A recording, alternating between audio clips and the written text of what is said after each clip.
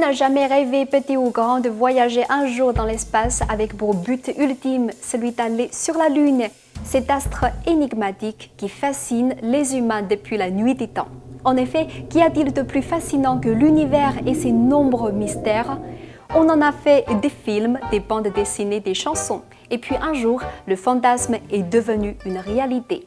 L'homme a pu aller dans l'espace et en 1969, il met enfin le pied sur la Lune.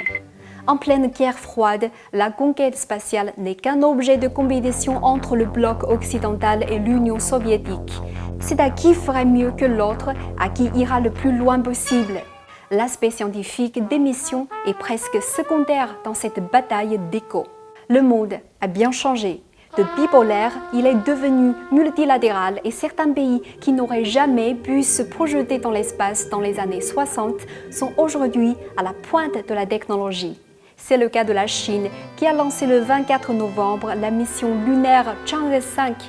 Pourquoi cette exploration passionne-t-elle les Chinois et le reste du monde depuis 2007, date de la première mission Chang'e dont le nom renvoie à la belle déesse de la Lune dans la mythologie chinoise. D'abord, elle est synonyme de prouesse technologique et conclut un cycle d'exploration lunaire existant depuis 2007. Il y a d'abord eu Chang'e 1 et puis Chang'e 2 en 2010, dont le but était de graviter autour de la Lune. Puis, avec Chang'e 3 et 4, des petits rovers se sont posés sur son sol pour le parcourir sur ses deux faces. Chang'e 5, la mission la plus complexe et la plus ambitieuse, a été divisée en 3 étapes, dont c'est aujourd'hui le volet final.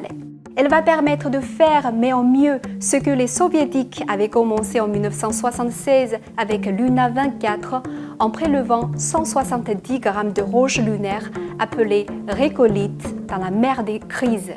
Le dispositif en lui-même fait carrément tourner la tête, tant les chiffres battent à chaque fois de nouveaux records. D'abord, la sonde Chang'e 5 est la plus lourde jamais construite, soit 8,2 tonnes, dont 3,8 rien que pour l'atterrisseur. Elle dispose d'une caméra panoramique, d'un radar de pénétration lunaire et d'un spectromètre infrarouge visible.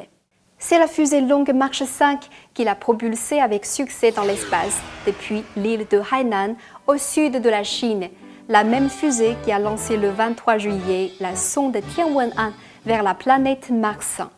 Le but de cette mission, récupérer pas moins de 2 kg de régolithes en effectuant des carottages jusqu'à 2 mètres de profondeur dans le sol lunaire composé de gaz et de métaux et ainsi donner aux scientifiques une vraie base d'études concrètes. Vous allez me dire, mais quelle différence avec les missions américaines Apollo? Je vous l'accorde. Le but est le même, rapporter des échantillons lunaires sur Terre pour les étudier, mais à un énorme détail près, la mission Chang'e 5 n'est pas habitée, tout est motorisé à distance. C'est donc la première fois au monde qu'une mission lunaire part et reviendra sur Terre seule, sans humain, à son bord. C'est vers le 30 novembre, quelques jours après avoir tourné autour du satellite, que Chang'e 5 allunira sur sa face visible, près de l'océan des tempêtes.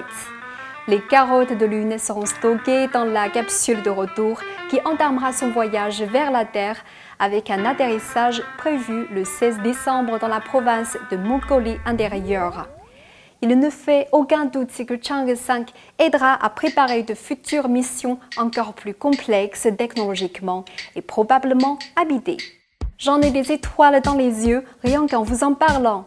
On se sent tellement petit à côté de tout cela et il faut bien le dire, un peu dans la lune.